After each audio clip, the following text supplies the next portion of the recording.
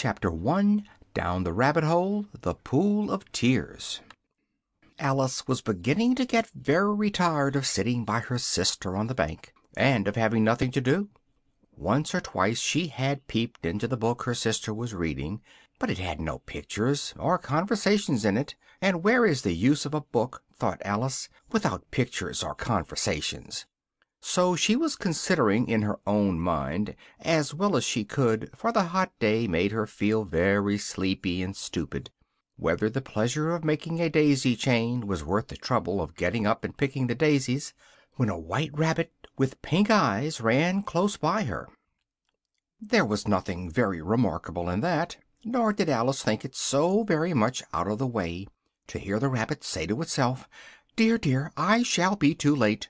When she thought it over afterwards, it occurred to her that she ought to have wondered at this, but at the time it all seemed quite natural.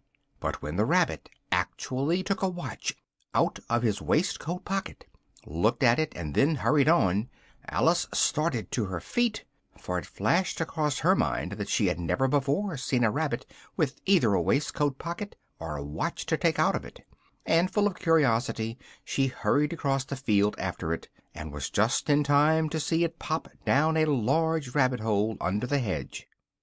In a moment down went Alice after it, never once considering how in the world she was to get out again. The rabbit hole went straight on like a tunnel for some way, and then dipped suddenly down, so suddenly that Alice had not a moment to think about stopping herself, before she found herself falling down what seemed a deep well. Either the well was very deep, or she fell very slowly, for she had plenty of time as she went down to look about her, and to wonder what would happen next. First she tried to look down and make out what she was coming to, but it was too dark to see anything. Then she looked at the sides of the well, and noticed that they were filled with cupboards and bookshelves. Here and there were maps and pictures hung on pegs. She took a jar down off one of the shelves as she passed it.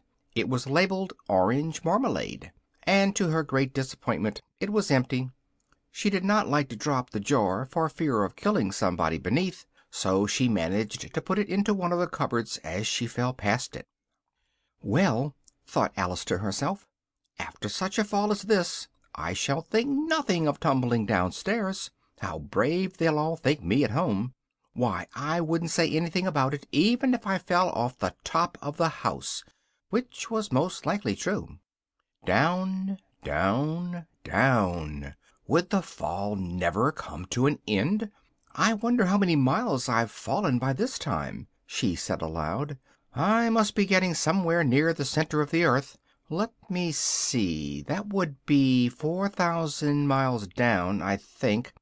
For you see Alice had learnt several things of this sort in her lessons in the schoolroom, and though this was not a very good opportunity of showing off her knowledge, as there was no one to hear her, still it was good practice to say it over. "Yes, that's the right distance, but then what longitude or latitude line shall I be in?" Alice had no idea what longitude was, or latitude either, but she thought they were nice grand words to say. Presently she began again. "I wonder if I shall fall right through the earth. How funny it'll be to come out among the people that walk with their heads downward. But I shall have to ask them what the name of the country is, you know. Please, ma'am, is this New Zealand or Australia?" And she tried to curtsy as she spoke. Fancy curtsying as you're falling through the air! Do you think you could manage it? And what an ignorant little girl she'll think me for asking. No, it'll never do to ask. Perhaps I shall see it written up somewhere. Down, down, down. There was nothing else to do, so Alice soon began talking again. "Dinah will miss me very much tonight, I should think." Dinah was the cat. "I hope they'll remember her saucer of milk at tea time. Oh, dear Dinah, I wish I had you here. There are no mice in the air, I'm afraid, but you might catch a bat, and that's very like a mouse, you know, my dear. But do cats eat bats, I wonder?" And here Alice began to get rather sleepy, and kept on saying to herself in a dreamy sort of way, "Do cats eat bats? Do cats eat bats?" And sometimes, "Do bats eat cats?" For as she couldn't answer either question, it didn't much matter which way she put it. She felt that she was dozing off, and had just begun to dream that she was walking hand in hand with Dinah, and was saying to her very earnestly, "Now, Dinah, my dear, tell me the truth. Did you ever eat a bat?" When suddenly, bump, bump, down she came upon a heap of sticks and shavings, and the fall was over. Alice was not hurt a bit, and jumped onto her feet directly. She looked up, but it was all dark overhead. Before her was another long passage, and the White Rabbit was still in sight, hurrying down it. There was not a moment to be lost.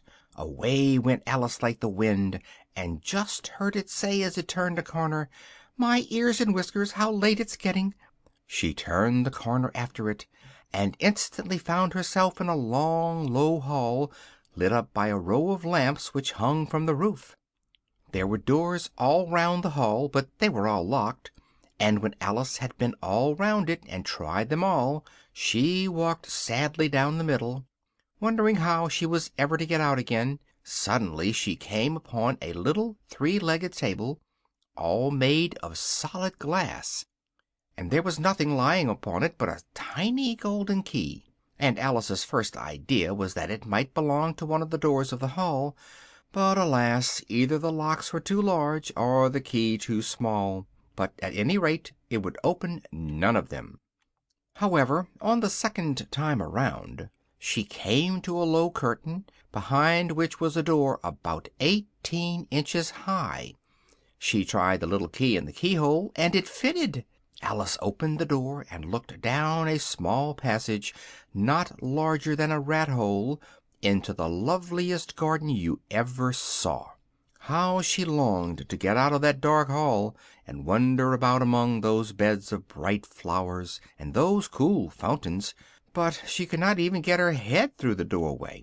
"And even if my head would go through," thought poor Alice, "it would be very little use without my shoulders. Oh, how I wish I could shut up like a telescope! I think I could, if I only knew how to begin." For you see, so many out-of-the-way things had happened lately that Alice began to think very few things indeed were really impossible. There was nothing else to do, so she went back to the table, half hoping she might find another key on it, or at least a book of rules for shutting up people like telescopes. This time there was a little bottle on it, "which certainly was not there before," said Alice, and tied round the neck of the bottle was a paper label with the words "Drink Me" beautifully printed on it in large letters. "It is all very well to say 'Drink me,' but I'll look first," said the wise little Alice, "and see whether the bottle's marked poison or not." For Alice had read several nice little stories about children that got burnt and eaten up by wild beasts and other unpleasant things, because they would not remember the simple rules their friends had given them, such as that if you get into a fire it will burn you, and that if you cut your finger very deeply with a knife it generally bleeds. And she had never forgotten that if you drink a bottle marked poison, it is almost certain to disagree with you sooner or later. However, this bottle was not marked poison, so Alice tasted it, and finding it very nice, it had, in fact, a sort of mixed flavor of cherry tart, custard, pineapple, roast turkey, toffee, and hot buttered toast, she very soon finished it off. "What a curious feeling!" said Alice. "I must be shutting up like a telescope." It was so indeed. She was now only 10 inches high, and her face brightened up as it occurred to her that she was now the right size for going through the little door into that lovely garden. First, however, she waited for a few minutes to see whether she was going to shrink any further. She felt a little nervous about this, "for it might end, you know," said Alice to herself, "in my going out altogether like a candle, and what should I be like then, I wonder?"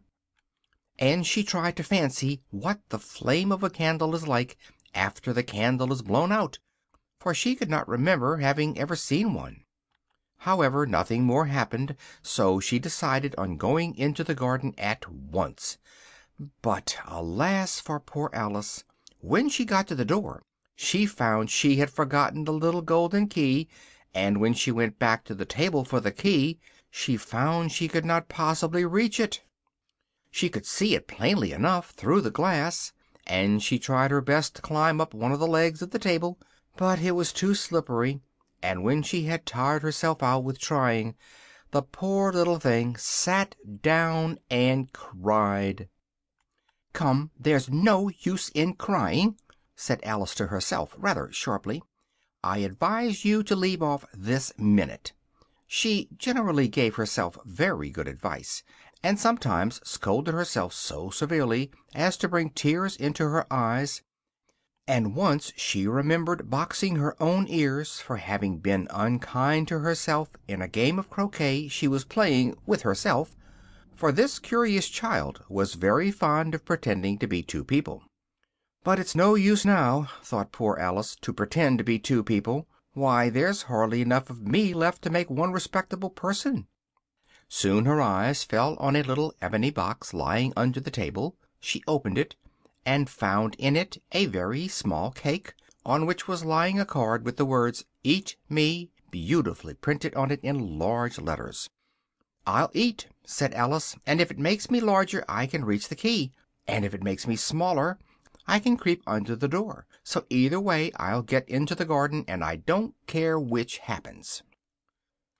She ate a little bit, and said anxiously to herself, "Which way, which way?" and laid her hand on the top of her head to feel which way it was growing, and was quite surprised to find that she remained the same size. To be sure, this is what generally happens when one eats cake, but Alice had got into the way of expecting nothing but out-of-the-way things to happen, and it seemed quite dull and stupid for things to go on in the common way. So she set to work, and very soon finished off the cake. "Curiouser and curiouser!" cried Alice. She was so surprised that she quite forgot how to speak good English. "Now I'm opening out like the largest telescope that ever was. Goodbye, feet!" For when she looked down at her feet, they seemed almost out of sight, they were getting so far off. "Oh, my poor little feet! I wonder who will put on your shoes and stockings for you now, dears? I'm sure I can't. I shall be a great deal too far off to bother myself about you. You must manage the best way you can. But I must be kind to them," thought Alice, "or perhaps they won't walk the way I want to go. Let me see, I'll give them a new pair of boots every Christmas." And she went on planning to herself how she would manage it. They must go by the carrier, she thought, and how funny it'll seem, sending presents to one's own feet, and how odd the directions will look. "Alice's right foot, Esquire, the carpet, with Alice's love." Oh dear, what nonsense I am talking! Just at this moment her head struck against the roof of the hall. In fact, she was now rather more than 9 feet high, and she at once took up the little golden key and hurried off to the garden door. Poor Alice! It was as much as she could do, lying down on one side, to look through into the garden with one eye, but to get through was more hopeless than ever. She sat down and cried again. "You ought to be ashamed of yourself," said Alice. "A great girl like you," she might well say this, "to cry in this way. Stop this instant, I tell you." But she cried on all the same, shedding gallons of tears, until there was a large pool, about 4 inches deep, all round her, and reaching half-way across the hall. After a time she heard a little pattering of feet in the distance, and dried her eyes to see what was coming. It was the White Rabbit coming back again, splendidly dressed, with a pair of white kid gloves in one hand and a nosegay in the other. Alice was ready to ask help of anyone, she felt so desperate, and as the Rabbit passed her, she said in a low, timid voice, "If you please, sir." The Rabbit started violently, looked up once into the roof of the hall from which the voice seemed to come, and then dropped the nosegay and the white kid gloves, and scurried away into the darkness as hard as it could go. Alice took up the nosegay and gloves, and found the nosegay so delicious that she kept smelling it all the time she went on talking to herself. Dear, dear, how queer everything is today! And yesterday everything happened just as usual. I wonder if I was changed in the night. Let me think. Was I the same when I got up this morning? I think I remember feeling rather different.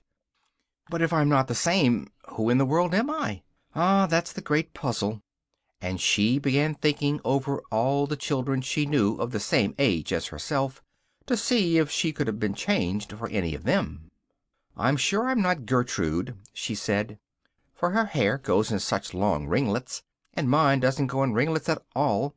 And I'm sure I can't be Florence, for I know all sorts of things, and she knows such a very little.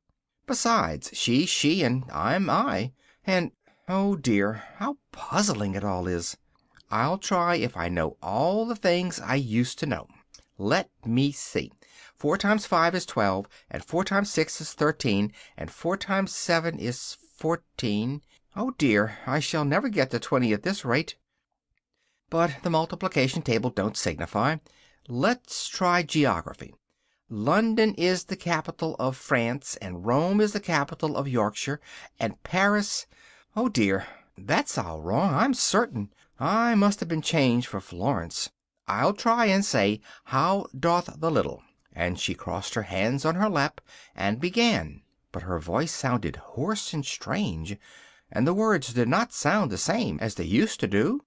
How doth the little crocodile improve its shining tail, and pour the waters of the Nile on every golden scale?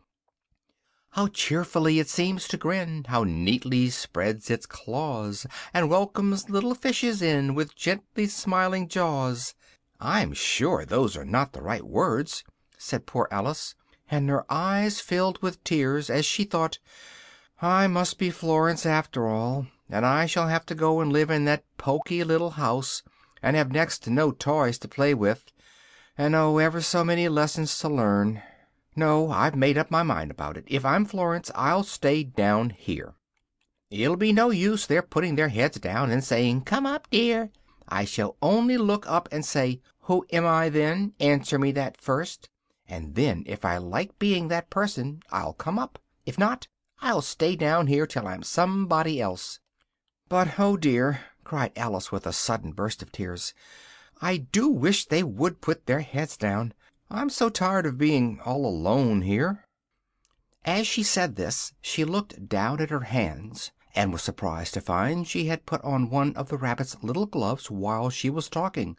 How can I have done that? Thought she. I must be growing small again. She got up and went to the table to measure herself by it, and found that, as nearly as she could guess, she was now about 2 feet high, and was going on shrinking rapidly. Soon she found out that the reason of it was the nosegay she held in her hand. She dropped it hastily, just in time to save herself from shrinking away altogether, and found that she was now only 3 inches high. "Now for the garden!" cried Alice, as she hurried back to the little door. But the little door was locked again, and the little gold key was lying on the glass table as before, and things are worse than ever, thought the poor little girl, for I never was as small as this before, never, and I declare it's too bad, it is. At this moment her foot slipped, and splash! She was up to her chin in salt water. Her first idea was that she had fallen into the sea. Then she remembered that she was underground, and she soon made out that it was the pool of tears she had wept when she was 9 feet high. "I wish I hadn't cried so much," said Alice, as she swam about, trying to find her way out. "I shall be punished for it now, I suppose, by being drowned in my own tears. Well, that'll be a queer thing, to be sure. However, everything is queer today." Very soon she saw something splashing about in the pool near her.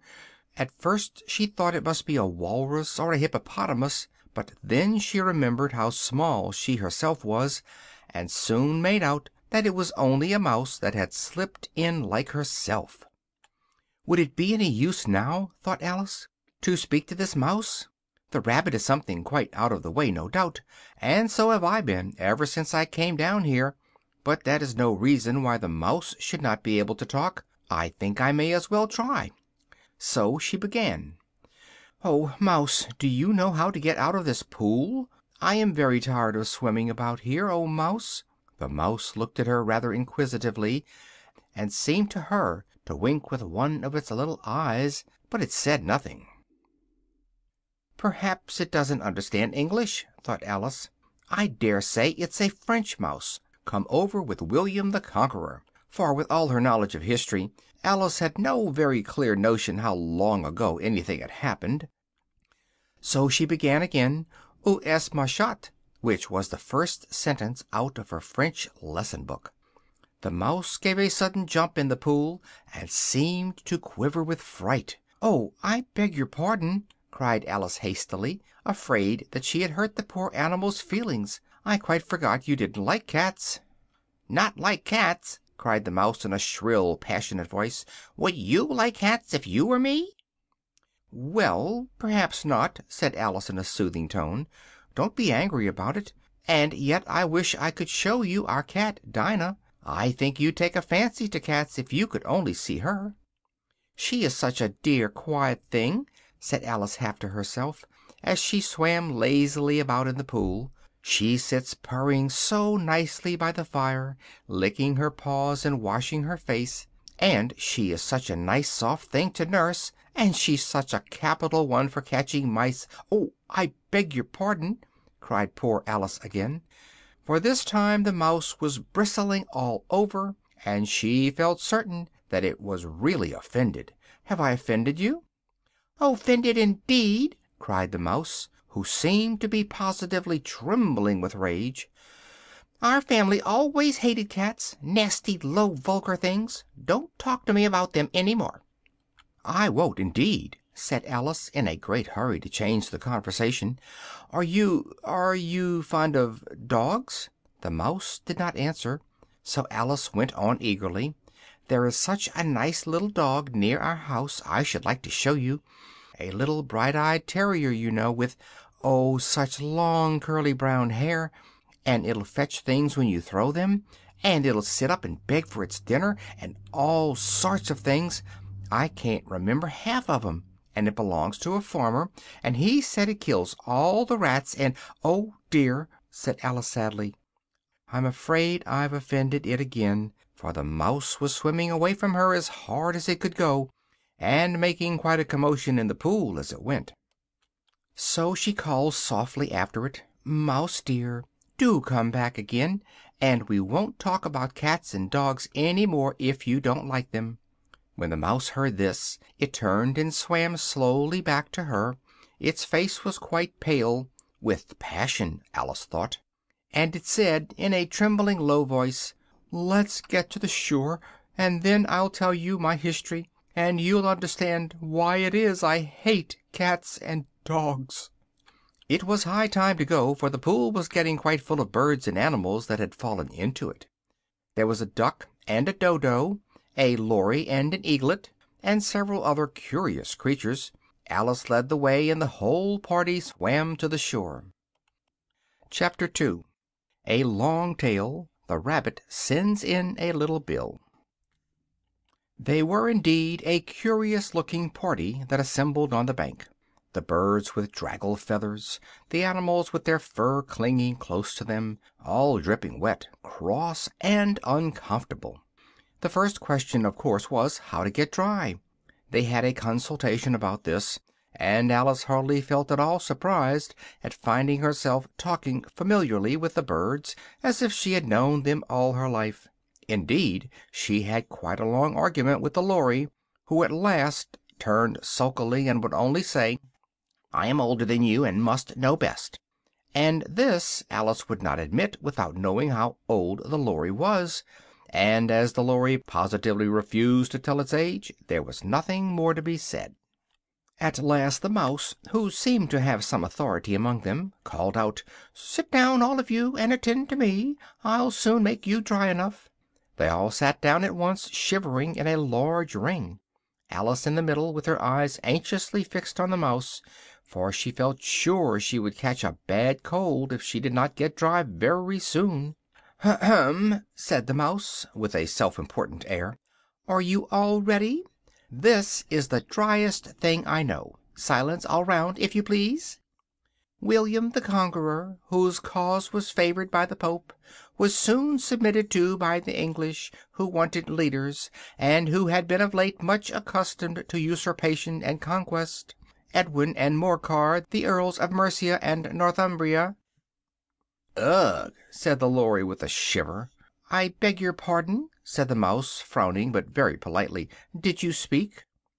"Not I," said the Lory hastily. "I thought you did," said the mouse. "I proceed.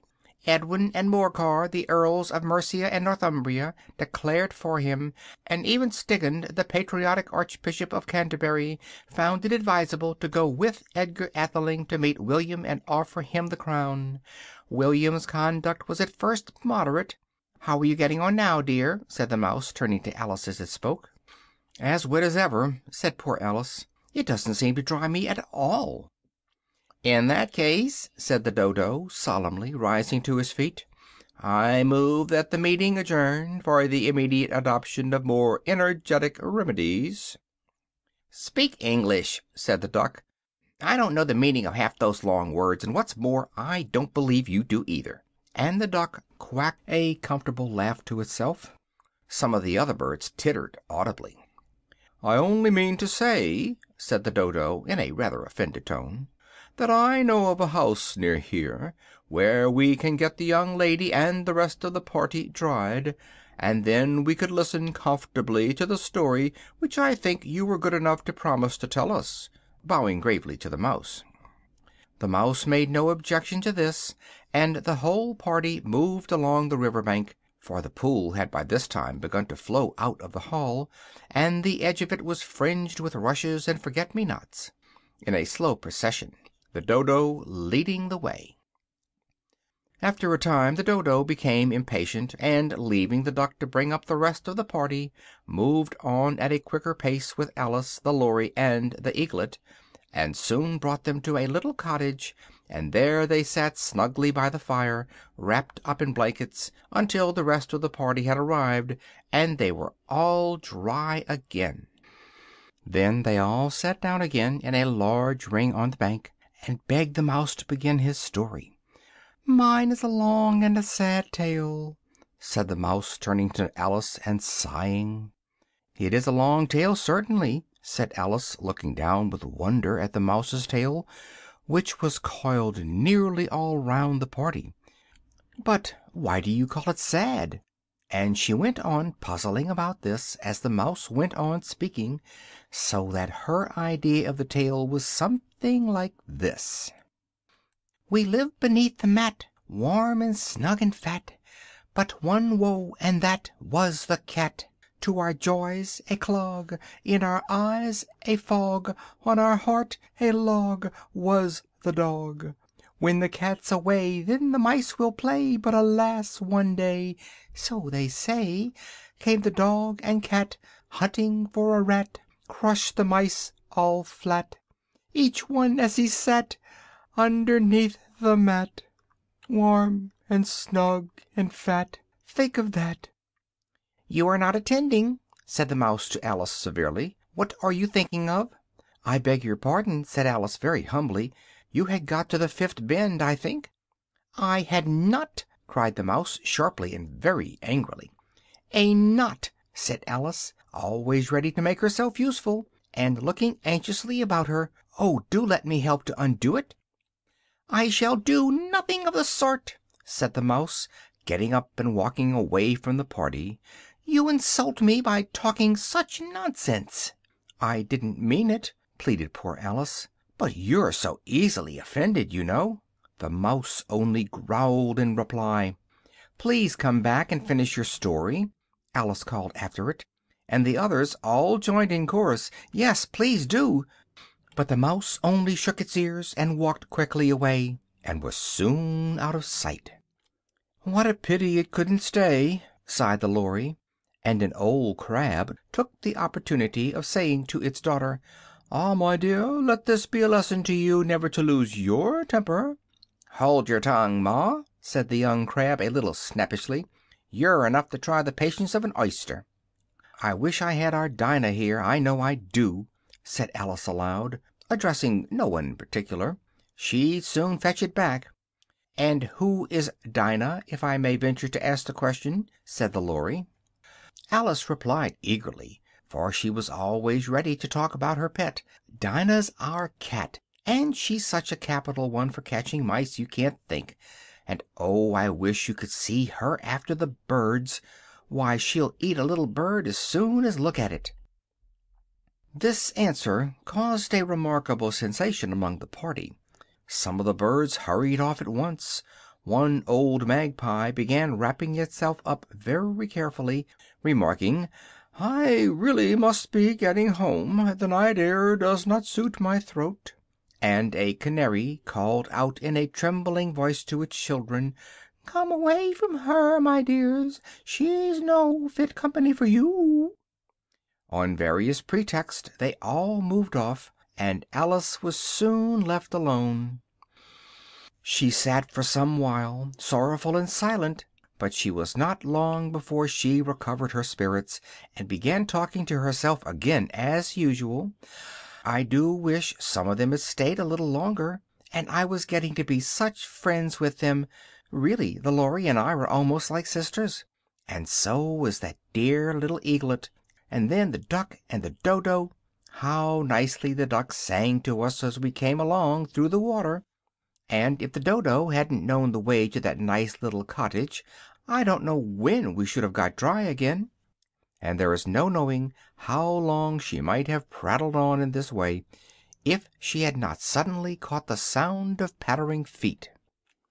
It was the White Rabbit, trotting slowly back and looking anxiously about it as it went, as if it had lost something, and she heard it muttering to itself, the Marchioness, oh, my dear paws, oh, my fur and whiskers, she'll have me executed as sure as ferrets are ferrets. Where can I have dropped them, I wonder?" Alice guessed in a moment that it was looking for the nosegay and the pair of white kid gloves, and she began hunting for them, but they were now nowhere to be seen. Everything seemed to have changed since her swim in the pool, and her walk along the river bank, with its fringe of rushes and forget-me-nots, and the glass table and the little door had vanished. Soon the Rabbit noticed Alice as she stood looking curiously about her, and at once said in a quick, angry tone, "Why, Mary Ann, what are you doing here? Go home this moment, and look on my dressing-table for my gloves and nosegay, and fetch them here as quick as you can run. Do you hear?" And Alice was so much frightened that she ran off at once, without saying a word, in the direction which the Rabbit had pointed out. She soon found herself in front of a neat little house, on the door of which was a bright brass plate with the name W. Rabbit, Esquire. She went in and hurried upstairs, for fear she should meet the real Mary Ann, and be turned out of the house before she had found the gloves. She knew that one pair had been lost in the hall, but, of course, thought Alice, it has plenty more of them in its house. How queer it seems to be, going messages for a rabbit. I suppose Dinah'll be sending me messages next. And she began fancying the sort of thing that would happen. "Miss Alice, come here directly, and get ready for your walk." "Coming in a minute, nurse, but I've got to watch this mouse hole till Dinah comes back, and see that the mouse doesn't get out. Only I think," Alice went on, "that they'd let Dinah stop in the house if it began ordering people about like that."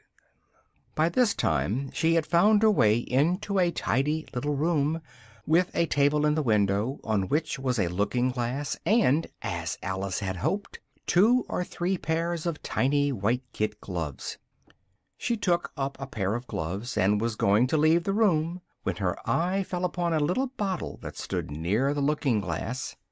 There was no label on it this time with the words "Drink Me," but nevertheless she uncorked it and put it to her lips. "I know something interesting is sure to happen," she said to herself, "whenever I eat or drink anything, so I'll see what this bottle does. I do hope it'll make me grow larger, for I'm tired of being such a tiny little thing."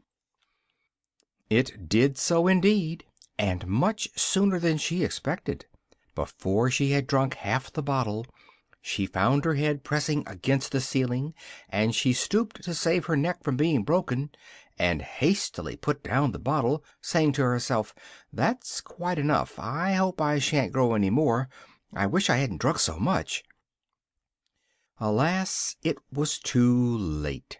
She went on growing and growing, and very soon had to kneel down. In another minute there was not room even for this, and she tried the effect of lying down, with one elbow against the door, and the other arm curled round her head. Still she went on growing, and as a last resource she put one arm out of the window and one foot up the chimney, and said to herself, "Now I can do no more. What will become of me?" Luckily for Alice, the little magic bottle had now had its full effect, and she grew no larger. Still it was very uncomfortable, as there seemed to be no sort of chance of ever getting out of the room again. No wonder she felt unhappy. It was much pleasanter at home, thought poor Alice, when one wasn't always growing larger and smaller, and being ordered about by mice and rabbits. I almost wish I hadn't gone down that rabbit hole, and yet it's rather curious, you know, this sort of life. I do wonder what can have happened to me. When I used to read fairy tales, I fancied that sort of thing never happened, and now here I am in the middle of one. There ought to be a book written about me, that there ought, and when I grow up I'll write one. But I'm grown up now," she said in a sorrowful tone. "At least there's no room to grow up any more here." "But then," thought Alice, "shall I never get any older than I am now? That'll be a comfort, one way, never to be an old woman. But then, always to have lessons to learn. Oh, I shouldn't like that." "Oh, you foolish Alice," she said again, "how can you learn lessons in here? Why, there's hardly room for you, and no room at all for any lesson books." And so she went on, taking first one side and then the other, and making quite a conversation of it altogether. But after a few minutes she heard a voice outside, which made her stop to listen. "Mary Ann, Mary Ann," said the voice, "fetch me my gloves this moment." Then came a little pattering of feet on the stairs. Alice knew it was the rabbit coming to look for her, and she trembled till she shook the house, quite forgetting that she was now about 1,000 times as large as the rabbit, and had no reason to be afraid of it. Presently the rabbit came to the door and tried to open it, but as it opened inwards, and Alice's elbow was against it, the attempt proved a failure. Alice heard it say to itself, "Then I'll go round and get in at the window." "That you won't," thought Alice, and after waiting till she fancied she heard the rabbit just under the window, she suddenly spread out her hand and made a snatch in the air. She did not get hold of anything, but she heard a little shriek and a fall and a crash of breaking glass, from which she concluded that it was just possible it had fallen into a cucumber frame, or something of the sort. Next came an angry voice, the rabbit's. "Pat, Pat, where are you?" And then a voice she had never heard before. "Sure then I'm here, digging for apples, anyway, your honor." "Digging for apples, indeed!" said the rabbit angrily. "Here, come and help me out of this." Sound of more breaking glass. "Now tell me, Pat, what is that coming out of the window?" "Sure, it's an arm, your honor." He pronounced it autumn. "An arm, you goose! Who ever saw an arm that size? Why, it fills the whole window, don't you see?" "Sure it does, your honor, but it's an arm for all that." "Well, it's no business there. Go and take it away."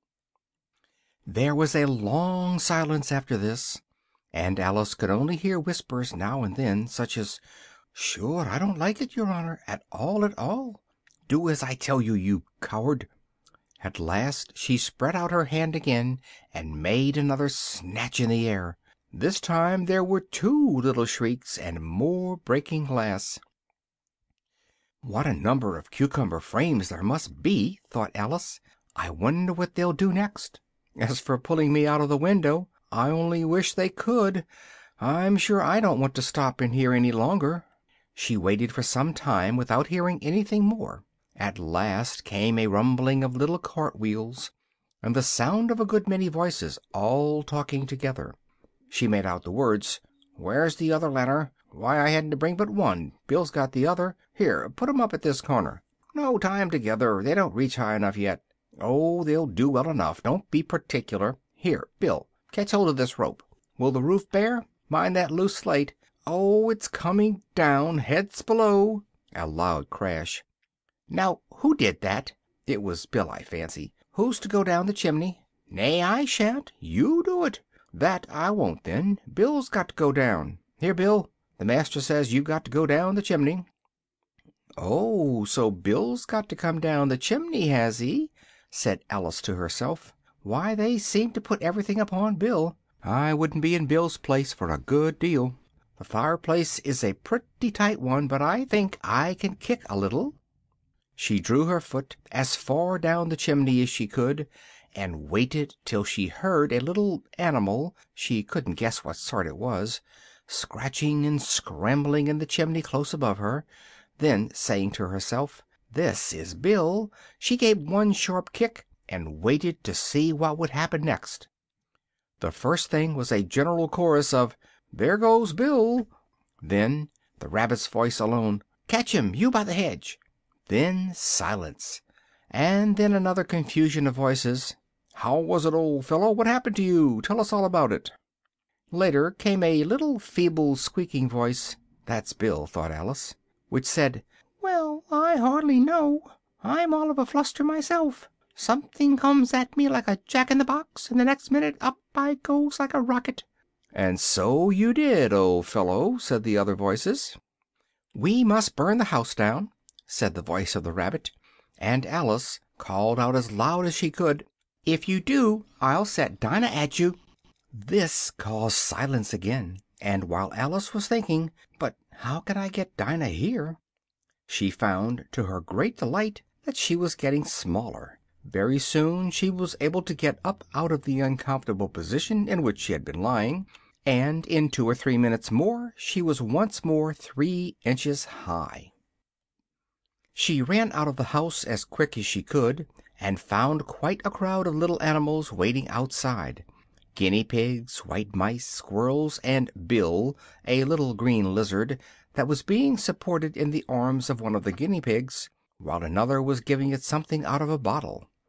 They all made a rush at her the moment she appeared, but Alice ran her hardest and soon found herself in a thick wood. Chapter 3. Advice from a Caterpillar. "The first thing I've got to do," said Alice to herself, as she wandered about in the wood, "is to grow to my right size, and the second thing is to find my way into that lovely garden. I think that will be the best plan." It sounded an excellent plan, no doubt, and very neatly and simply arranged. The only difficulty was that she had not the smallest idea how to set about it, and while she was peering anxiously among the trees round her, a little sharp bark just over her head made her look up in a great hurry. An enormous puppy was looking down at her with large round eyes, and feebly stretching out one paw, trying to reach her. "Poor thing!" said Alice in a coaxing tone, and she tried hard to whistle to it, but she was terribly alarmed all the while at the thought that it might be hungry, in which case it would probably devour her in spite of all her coaxing. Hardly knowing what she did, she picked up a little bit of stick and held it out to the puppy, whereupon the puppy jumped into the air off all its feet at once, and with a yelp of delight rushed at the stick, and made believe to worry it. Then Alice dodged behind a great thistle to keep herself from being run over, and the moment she appeared at the other side, the puppy made another dart at the stick, and tumbled head over heels in its hurry to get hold.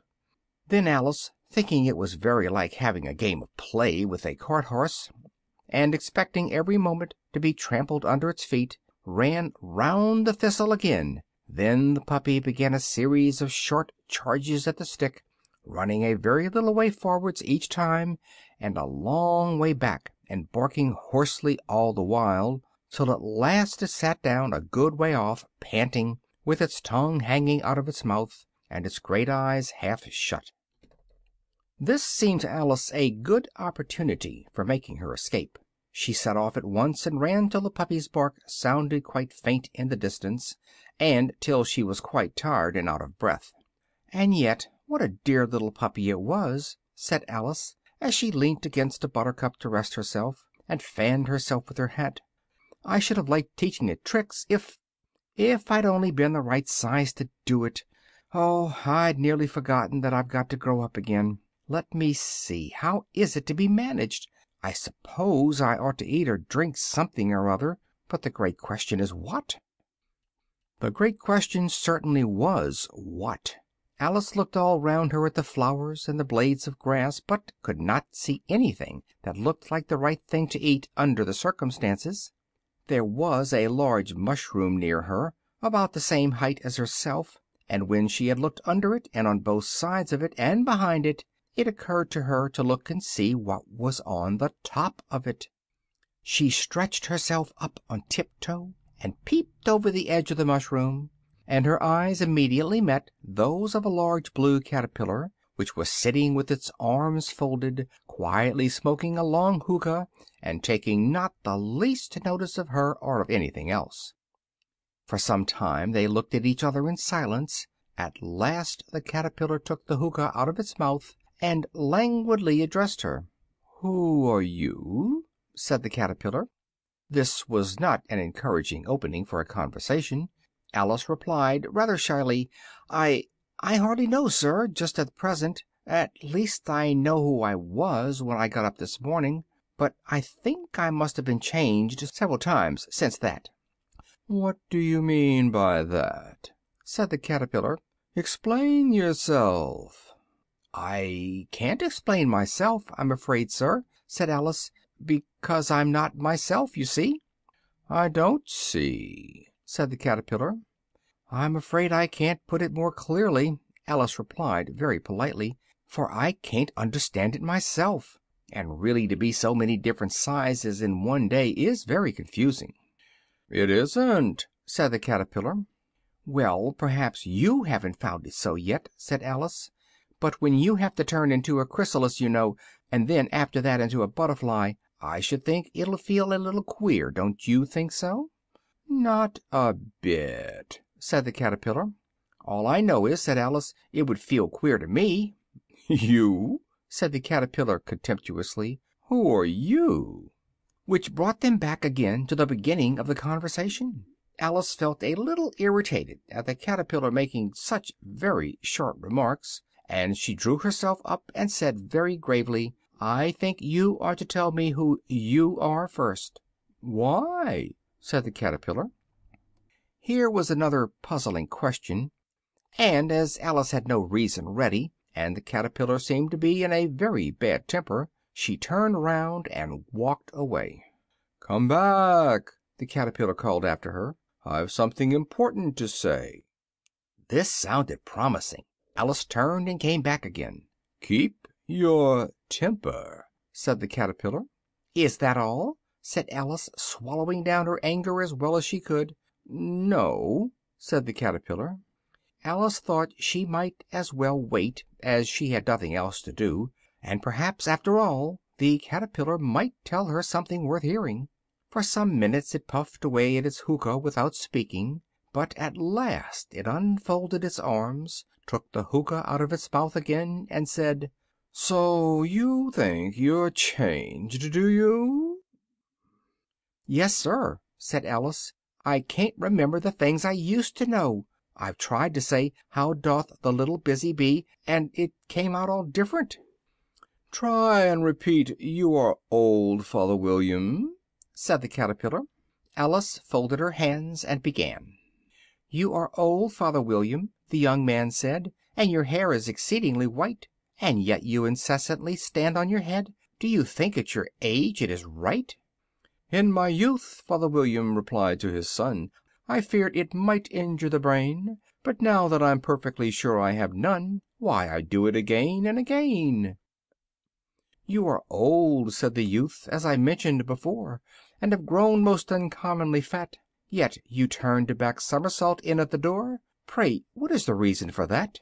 "In my youth," said the sage, as he shook his gray locks, "I kept all my limbs very supple. By the use of this ointment, 5 shillings the box, allow me to sell you a couple." "You are old," said the youth, "and your jaws are too weak for anything stronger than suet. Yet you eat all the goose with the bones and the beak. Pray, how did you manage to do it?" "In my youth," said the old man, "I took to the law, and argued each case with my wife, and the muscular strength which it gave to my jaw has lasted the rest of my life." "You are old," said the youth. "One would hardly suppose that your eye was as steady as ever, yet you balanced an eel on the end of your nose. What makes you so awfully clever?" "I have answered 3 questions, and that is enough," said his father. "Don't give yourself airs. Do you think I can listen all day to such stuff? Be off, or I'll kick you downstairs." "That is not said right," said the caterpillar. "Not quite right, I'm afraid," said Alice timidly. "Some of the words have got altered." "It is wrong from beginning to end," said the caterpillar decidedly, and there was silence for some minutes. The caterpillar was the first to speak. "What size do you want to be?" it asked. "Oh, I'm not particular as to size," Alice hastily replied, "only one doesn't like changing so often, you know." "Are you content now?" said the caterpillar. "Well, I should like to be a little larger, sir, if you wouldn't mind," said Alice. 3 inches is such a wretched height to be." "It is a very good height indeed," said the caterpillar loudly and angrily, rearing itself straight up as it spoke. It was exactly 3 inches high. "But I'm not used to it," pleaded poor Alice in a piteous tone, and she thought to herself, "I wish the creatures wouldn't be so easily offended."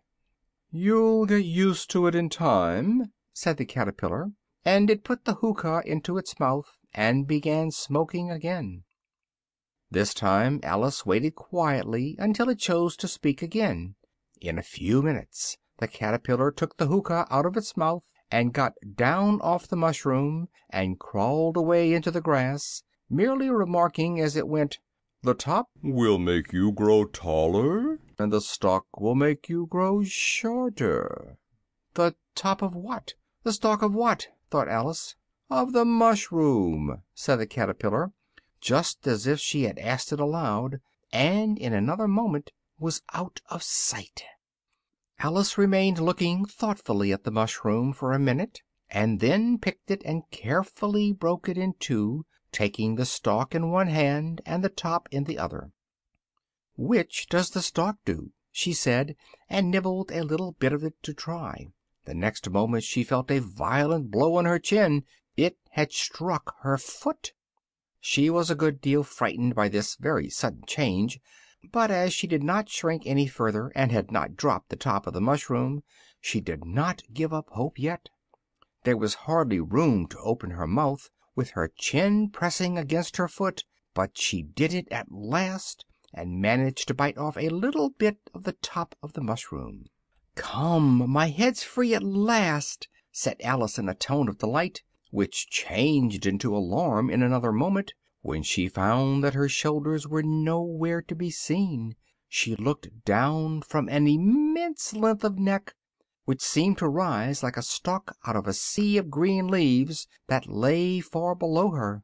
"What can all that green stuff be?" said Alice, "and where have my shoulders got to?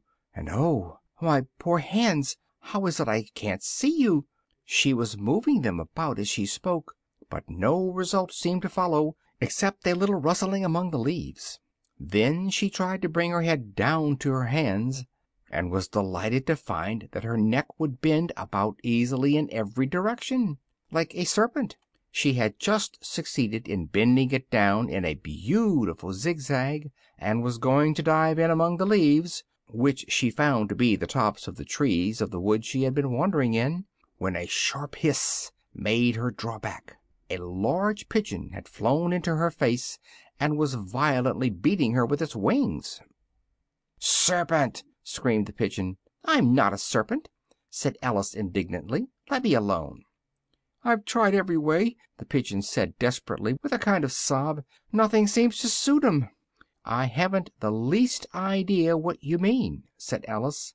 "I've tried the roots of trees, and I've tried banks, and I've tried hedges," the pigeon went on without attending to her, "but them serpents, there's no pleasing 'em." Alice was more and more puzzled, but she thought there was no use in saying anything till the pigeon had finished. "As if it wasn't trouble enough hatching the eggs," said the pigeon, "without being on the lookout for serpents day and night. Why, I haven't had a wink of sleep these 3 weeks." "I'm very sorry you've been annoyed," said Alice, beginning to see its meaning. "And just as I'd taken the highest tree in the wood," said the pigeon, raising its voice to a shriek, "and was just thinking I was free of 'em at last, they must needs come down from the sky. Ugh, serpent!" "But I'm not a serpent," said Alice. I'm a "Well, what are you?" said the pigeon. "I see you're trying to invent something." I'm a little girl," said Alice rather doubtfully, as she remembered the number of changes she had gone through. "A likely story indeed," said the pigeon. "I've seen a good many of them in my time, but never one with such a neck as yours. No, you're a serpent, I know that well enough. I suppose you'll tell me next that you never tasted an egg." "I have tasted eggs, certainly," said Alice, who was a very truthful child, "but indeed I don't want any of yours. I don't like 'em raw." "Well, be off then," said the pigeon, and settled down into its nest again. Alice crouched down among the trees as well as she could, as her neck kept getting entangled among the branches, and several times she had to stop and untwist it. Soon she remembered the pieces of mushroom which she still held in her hands, and set to work very carefully, nibbling first at one and then at the other, and growing sometimes taller and sometimes shorter, until she had succeeded in bringing herself down to her usual size. It was so long since she had been of the right size that it felt quite strange at first, but she got quite used to it in a minute or two, and began talking to herself as usual. "Well, there's half my plan done now. How puzzling all these changes are! I'm never sure what I'm going to be from one minute to another. However, I've got to be my right size again. The next thing is to get into that beautiful garden. How is that to be done, I suppose?" Just as she said this, she noticed that one of the trees had a doorway leading right into it. "That's very curious," she thought, "but everything's curious today. I may as well go in." And in she went. Once more she found herself in the long hall and close to the little glass table. "Now I'll manage better this time," she said to herself, and began by taking the little golden key and unlocking the door that led into the garden.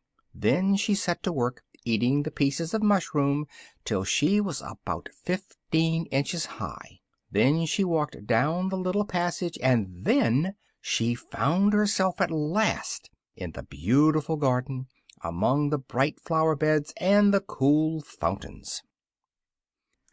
Chapter 4. The Queen's Croquet Ground, the Mock Turtle Story, the Lobster Quadrille, Who Stole the Tarts? A large rose bush stood near the entrance of the garden. The roses on it were white, but there were 3 gardeners at it, busily painting them red. This Alice thought a very curious thing, and she went near to watch them, and just as she came up she heard one of them say, "Look out, Five, don't go splashing paint over me like that." "I couldn't help it," said Five in a sulky tone. "Seven jogged my elbow." Of which Seven lifted up his head and said, "That's right, Five, always lay the blame on others."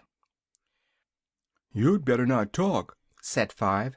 "I heard the Queen say only yesterday she thought of having you beheaded." "What for?" said the one who had spoken first. "That's not your business, Two," said Seven. "Yes, it is his business," said Five, "and I'll tell him it was for bringing in tulip roots to the cook instead of potatoes." Seven flung down his brush and had just begun, "Well, of all the unjust things," when his eye fell upon Alice, and he stopped suddenly. The others looked round, and all of them took off their hats and bowed low. "Would you please tell me," said Alice timidly, "why are you painting those roses?" Five and Seven looked at Two, but said nothing.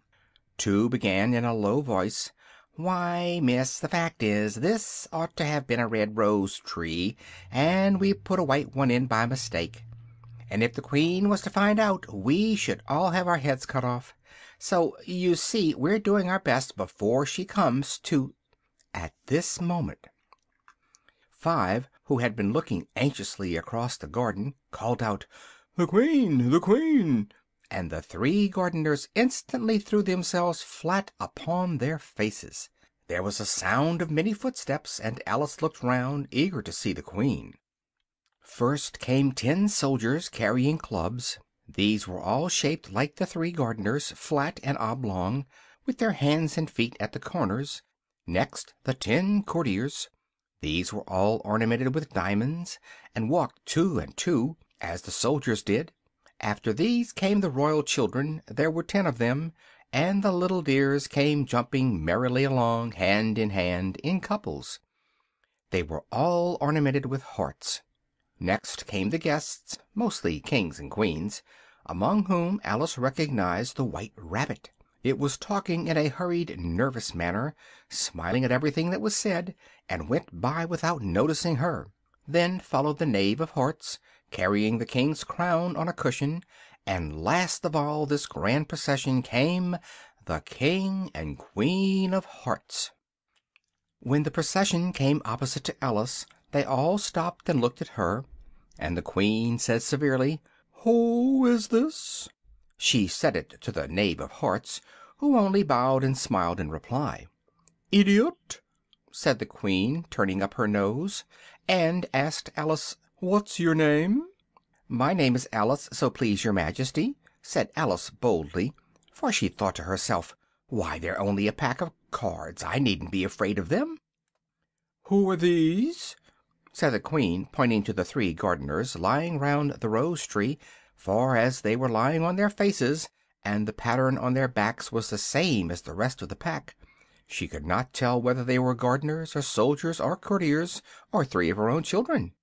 "How should I know?" said Alice, surprised at her own courage. "It's no business of mine." The Queen turned crimson with fury, and after glaring at her for a minute, began in a voice of thunder, "Off with her!" "Nonsense!" said Alice, very loudly and decidedly, and the Queen was silent. The King laid his hand upon her arm, and said timidly, "Remember, my dear, she is only a child." The Queen turned angrily away from him, and said to the knave, "Turn them over." The knave did so, very carefully, with one foot. "Get up!" said the Queen in a shrill, loud voice, and the three gardeners instantly jumped up, and began bowing to the King, the Queen, the royal children, and everybody else. "Leave off that!" screamed the Queen. "You make me giddy." And then, turning to the rose tree, she went on, "What have you been doing here?" "May it please your Majesty," said Two very humbly, going down on one knee as he spoke, "we were trying—" "I see," said the Queen, who had meantime been examining the roses. "Off with their heads!" and the procession moved on, 3 of the soldiers remaining behind to execute the 3 unfortunate gardeners, who ran to Alice for protection. "You shan't be beheaded," said Alice, and she put them into her pocket. The 3 soldiers marched once round her, looking for them, and then quietly marched off after the others. "Are their heads off?" shouted the Queen. "Their heads are gone," the soldiers shouted in reply, "if it please your Majesty." "That's right," shouted the Queen. "Can you play croquet?" The soldiers were silent, and looked at Alice as the question was evidently meant for her. "Yes!" shouted Alice at the top of her voice. "Come on, then," roared the Queen, and Alice joined the procession, wondering very much what would happen next. It's a very fine day," said a timid little voice. She was walking by the White Rabbit, who was peeping anxiously into her face. "Very," said Alice. "Where's the Marchioness?" "Hush, hush!" said the Rabbit in a low voice. "She'll hear you. The Queen's the Marchioness. Didn't you know that?" "No, I didn't," said Alice. "What of?" "Queen of Hearts," said the Rabbit in a whisper, putting its mouth close to her ear, "and Marchioness of Mock Turtles." "What are they?" said Alice, but there was no time for the answer, for they had reached the croquet ground, and the game began instantly.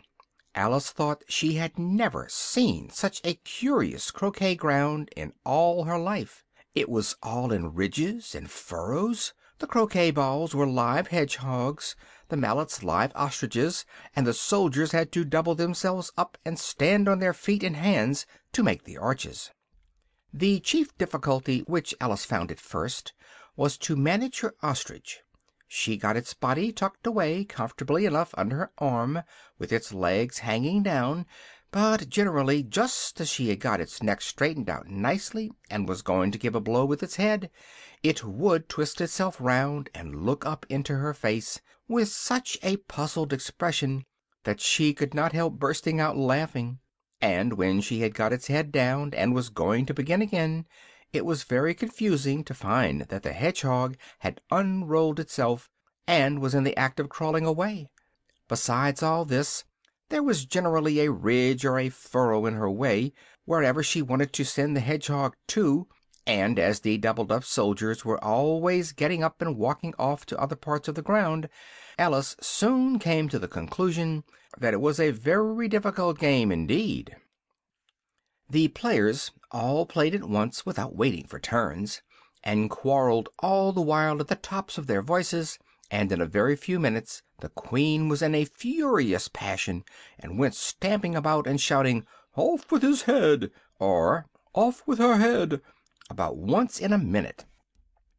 All those whom she sentenced were taken into custody by the soldiers, who of course had to leave off being arches to do this, so that by the end of half an hour or so there were no arches left, and all the players except the King, the Queen, and Alice were in custody and under sentence of execution. Then the Queen left off, quite out of breath, and said to Alice, "Have you seen the Mock Turtle?" "No," said Alice, "I don't even know what a Mock Turtle is." "Come on, then," said the Queen, "and it shall tell you its history." As they walked off together, Alice heard the King say in a low voice to the company generally, "You are all pardoned." "Come, that's a good thing," thought Alice, who had felt quite grieved at the number of executions which the Queen had ordered. They very soon came upon a griffin, which lay fast asleep in the sun. If you don't know what a griffin is, look at the picture. "Up, lazy thing," said the Queen, "and take this young lady to see the Mock Turtle and to hear its history. I must go back and see after some executions I ordered." And she walked off, leaving Alice with the griffin. Alice did not quite like the look of the creature, but on the whole she thought it quite as safe to stay as to go after that savage Queen, so she waited. The griffin sat up and rubbed its eyes. Then it watched the Queen till she was out of sight. Then it chuckled. "What fun!" said the griffin, half to itself, half to Alice. "What is the fun?" said Alice. "Why, she," said the griffin. "It's all her fancy, that. They never executes nobody, you know. Come on." "Everybody says 'come on' here," thought Alice, as she walked slowly after the griffin. "I never was ordered about so before in all my life. Never." They had not gone far before they saw the Mock Turtle in the distance, sitting sad and lonely on a little ledge of rock, and as they came nearer Alice could hear it sighing as if its heart would break. She pitied it deeply. "What is the sorrow?" she asked the griffin, and the griffin answered very nearly in the same words as before. "It's all its fancy, that. It hasn't got no sorrow, you know. Come on." So they went up to the Mock Turtle, who looked at them with large eyes full of tears, but said nothing. "This here young lady," said the Gryphon, "wants to know your history, she do." "I'll tell it," said the Mock Turtle in a deep hollow tone. "Sit down, and don't speak till I've finished." So they sat down, and no one spoke for some minutes. Alice thought to herself, "I don't see how it can ever finish if it doesn't begin," but she waited patiently. "Once," said the Mock Turtle at last with a deep sigh, "I was a real turtle." These words were followed by a very long silence, broken only by an occasional exclamation of "Rook!" from the Gryphon, and the constant heavy sobbing of the Mock Turtle. Alice was very nearly getting up and saying, "Thank you, sir, for your interesting story," but she could not help thinking there must be more to come, so she sat still and said nothing. "When we were little," the Mock Turtle went on, more calmly, though still sobbing a little now and then, "we went to school in the sea. The master was an old turtle. We used to call him Tortoise." "Why did you call him Tortoise if he wasn't one?" asked Alice. "We called him Tortoise because he taught us," said the Mock Turtle angrily. "Really, you are very dull." "You ought to be ashamed of yourself for asking such a simple question," added the Gryphon, and then they both sat silent and looked at poor Alice, who felt ready to sink into the earth. At last the Gryphon said to the Mock Turtle, "Get on, old fellow, don't be all day," and the Mock Turtle went on in these words: "You may not have lived much under the sea." "I haven't," said Alice. "And perhaps you were never even introduced to a lobster." Alice began to say, "I once tasted," but hastily checked herself and said, "No, never," instead. "So you can have no idea what a delightful thing a lobster quadrille is." "No, indeed," said Alice. "What sort of thing is it?" "Why," said the Gryphon, "you form into a line along the seashore—" "Two lines," cried the Mock Turtle. "Seals, turtles, salmon, and so on. Advance twice." "Each with a lobster as a partner," cried the Gryphon. "Of course," the Mock Turtle said. "Advance twice, set to partners." "Change lobsters and retire in the same order," interrupted the Gryphon. "Then, you know," continued the Mock Turtle, "you throw the—" "The lobsters!" shouted the Gryphon with a bound into the air. "As far out to sea as you can." "Swim after them!" screamed the Gryphon. "Turn a somersault in the sea!" cried the Mock Turtle, capering wildly about. "Change lobsters again!" yelled the Gryphon at the top of his voice, and then— "That's all," said the Mock Turtle, suddenly dropping his voice, and the two creatures, who had been jumping about like mad things all this time, sat down again very sadly and quietly and looked at Alice. "It must be a very pretty dance," said Alice timidly. "Would you like to see a little of it?" said the Mock Turtle. "Very much indeed," said Alice. "Come, let's try the first figure," said the Mock Turtle to the Gryphon. "We can do it without lobsters, you know. Which shall we sing?" "Oh, you sing," said the Gryphon. "I've forgotten the words."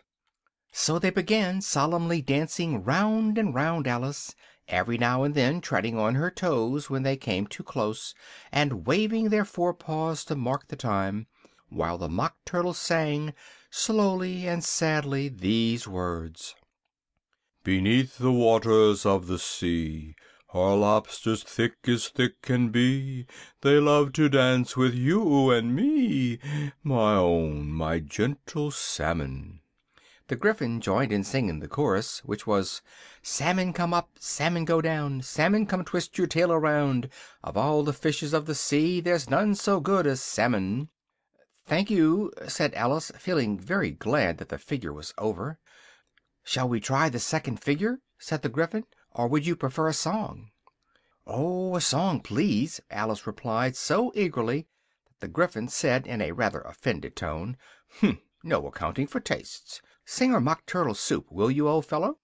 The Mock Turtle sighed deeply, and began, in a voice somewhat choked with sobs, to sing this: Beautiful soup, so rich and green, waiting in a hot tureen. Oh, for such dainties would not stoop. Soup of the evening, beautiful soup. Soup of the evening, beautiful soup. Beautiful soup. Beautiful soup. Soup of the evening. Beautiful, beautiful soup. "Chorus again!" cried the Gryphon, and the Mock Turtle had just begun to repeat it when a cry of "The trial's beginning!" was heard in the distance. "Come on!" cried the Gryphon, and taking Alice by the hand, he hurried off without waiting for the end of the song. "What trial is it?" panted Alice as she ran. But the Gryphon only answered "Come on!" and ran the faster, and more faintly came, borne on the breeze that followed them, the melancholy words: Soup of the evening, beautiful, beautiful soup. The King and Queen were seated on their throne when they arrived, with a great crowd assembled around them. The knave was in custody, and before the King stood the White Rabbit, with a trumpet in one hand and a scroll of parchment in the other. "Herald, read the accusation," said the King. On this the White Rabbit blew 3 blasts on the trumpet, and then unrolled the parchment scroll, and read as follows: "The Queen of Hearts, she made some tarts, all on a summer day. The Knave of Hearts, he stole those tarts, and took them quite away." "Now for the evidence," said the King, "and then the sentence." "No," said the Queen, "first the sentence, and then the evidence." "Nonsense!" cried Alice, so loudly that everybody jumped. "The idea of having the sentence first!" "Hold your tongue!" said the Queen. "I won't," said Alice. "You're nothing but a pack of cards. Who cares for you?" At this the whole pack rose up into the air, and came flying down upon her. She gave a little scream of fright, and tried to beat them off, and found herself lying on the bank, with her head in the lap of her sister, who was gently brushing away some leaves that had fluttered down from the trees onto her face. "Wake up, Alice dear," said her sister. "What a nice long sleep you've had." "Oh, I've had such a curious dream," said Alice, and she told her sister all her adventures underground, as you have read them, and when she had finished, her sister kissed her and said, "It was a curious dream, dear, certainly, but now run in to your tea, it's getting late." So Alice ran off, thinking while she ran, as well she might, what a wonderful dream it had been. But her sister sat there some while longer, watching the setting sun, and thinking of little Alice and her adventures, till she too began dreaming after a fashion, and this was her dream. She saw an ancient city and a quiet river winding near it along the plain, and up the stream went slowly gliding a boat with a merry party of children on board. She could hear their voices and laughter like music over the water, and among them was another little Alice, who sat listening with bright eager eyes to a tale that was being told, and she listened for the words of the tale, and lo! it was the dream of her own little sister. So the boat wound slowly along beneath the bright summer day, with its merry crew and its music of voices and laughter, till it passed round one of the many turnings of the stream, and she saw it no more.